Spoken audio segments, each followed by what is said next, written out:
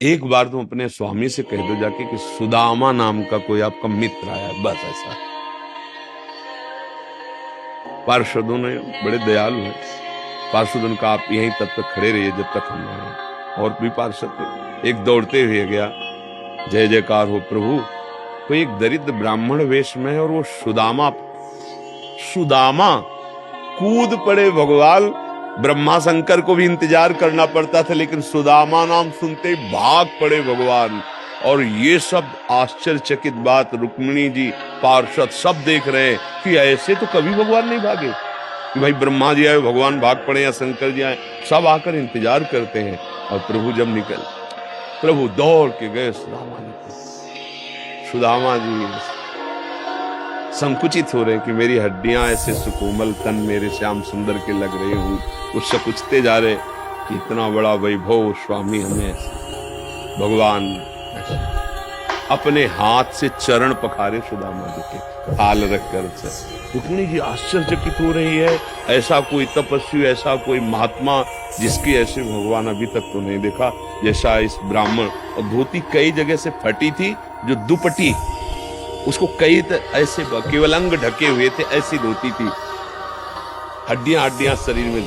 रुक्मिणी जी के पलंग पे बैठाला भगवान ने, जिस पलंग को ब्रह्मा शंकर नमस्कार करते हैं, उस पलंग पे बैठाला, चरण धोए, चरणामृत लिया का हो भाग्य आप पधारे, भोजन पानी से चरण दाब रहे। सुदामा जी से दास पर कितनी प्रीति प्रभु करते हैं। 2-3 दिन 4 दिन सबसे प्रभु मिलवा रहे, परिचय कर रहे, मेरे मित्र सुदामा जी हैं, ऐसे बैठे। और सबके बीच में कहा कि ब्याह हो गया है, क्योंकि जब मित्र बने थे तब तो गुरुकुल में थे। सुदामा ने कहा पुत्र भी है, भाभी ने कुछ दिया भी होगा हमारे लिए। अब ये वैभव, वहां फटे कपड़े में तंदुल कैसे? बोले देखो पहले चूक की थी, गुरु माता ने चले दिए थे हमारे लिए, और फिर चूक कर रहे हो, कुछ दिया है? अब भगवान ने ऐसे हाथ पकड़ा, उनका उठाया, इतने स्वादिष्ट कीमती वस्तु तुम छुपाए रखे हो। खोला, उस फटे पुराने कपड़े में लपटे हुए तंदुल, रोमान छोड़ा।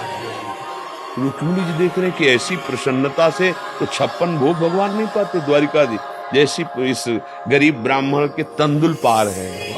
दूसरी मुट्ठी ली, तीसरी में रुक्मिणी जी ने हाथ पर, प्रभु बस इतना काफी है कि नहीं। 2 मुट्ठी में 2 लोग का वैभव सुदामा को। प्रगट में 25 पैसे भी नहीं दिए, एक भी वस्तु नहीं। 3-4-5 दिन आनंद लिए, तो फिर सुदामा जी से कहा कि भगवान ऐसे चले। सुदामा जी ने सोचा कि प्रगट में तो कुछ दिया नहीं, हमें लगता विदा करने चल रहे तो कुछ अगर 2-4 असरफी भी होंगी तो खान पान व्यवस्था तो चली जाएगी। भगवान ने कहा जो अच्छे अच्छे कपड़े पहनाए थे, रास्ते में कोई उतार सकता है तो उतार दो, अपनी धोती पहन लो। रास्ते बोले आप इधर से ऐसे जा, फिर वहां से मुड़ जाना। बोले हम तो आए थे तो रास्ता तो जानते ही, प्रभु चले जाए। और रास्ते में सोच रहे मेरे मित्र कितने कृपालु हैं, मुझे इसलिए नहीं दिया कि ये कहीं मेरा चिंतन छोड़कर धन का चिंतन न करें। हे श्री कृष्ण, सदैव आप जैसा ही मित्र मिले। सोचते सोचते आए तो देखा फिर वही द्वारिकापुरी। बोले मेरी बुद्धि मारी गई है कि वास्तविक यहाँ कोई रचना हो गई। यहाँ तो हमारी एक छोटी सी कुटिया थी, ऐसा देखा कि उनकी पत्नी जो है स्वर्ण थाल लिए दास दासियों से आरती उतारने। तो उनका तुम कौन हो? तो उनका आपकी दासी हूँ, आपकी पत्नी। ये सब बोले जिनके पास गए थे ना, उन्होंने सब अश्रुपुलकित हो गए कि वास्तविक तेरे दरबार की आली निराली शान ये देखी, सखावत खुद तेरी गलियों में चक्कर काटते देखा, फैलाया हाथ जिसने तेरे दरबार में आकर तुझे देते नहीं देखा, मगर झोली भरी देखी। ऐसे अगाध सिंधु भगवान का दासत्व भला हमको निष्फल कैसे हो जाए?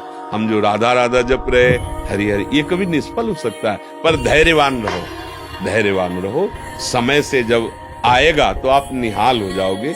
अश्रद्धा मत करो, और ऐसा भी मत सोचो कि भरण पोषण मैंने ऐसा नहीं, त्रिभुवन में कोई नहीं है, सब